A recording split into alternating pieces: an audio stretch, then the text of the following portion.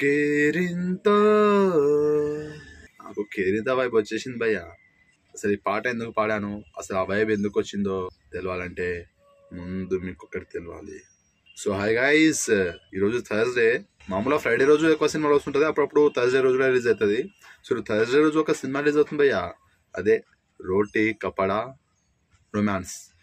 రోటీ కపడా romance. First చూడగానే ఇది Hindi cinema అనుకున్నా, టైటిల్ మాత్రం తెలుగులో ఉంది.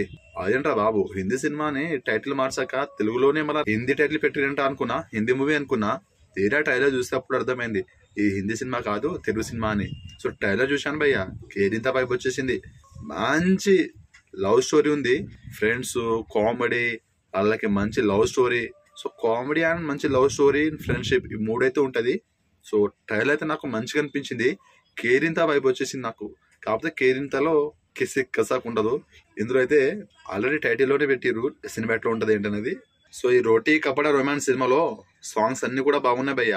అన్ని సాంగ్స్ విన్నాను, అన్ని చాలా బాగున్నాయి. కానీ ఎందుకో మరి ట్రెండింగ్ లో లేవు. 1 మిలియన్ వ్యూస్ దాటిన సాంగ్స్ అయితే లేవు, 1 మిలియన్ లోపటి ఉన్నాయి మంచి సాంగ్స్ అసలు. సో ఈ రోజు సినిమా రిలీజ్ అవుతుంది, మరి సినిమా చూసాక సినిమా ఎట్లుంది ఏంటనేది రివ్యూ చేస్తాను. సో ఈ రోటీ కపడా రొమాన్స్ సినిమా చూసినాక వీడియో చూసిన వాళ్ళు ఎవరైనా ఉంటే సినిమా మీకు ఎట్లా అనిపించింది ఒక కామెంట్ చేయండి. అండ్ సినిమా చూసి నేను రివ్యూ చేస్తాను. వీడియోని లైక్ చేయండి, షేర్ చేయండి, ఛానల్ని సబ్స్క్రైబ్ చేసుకోండి.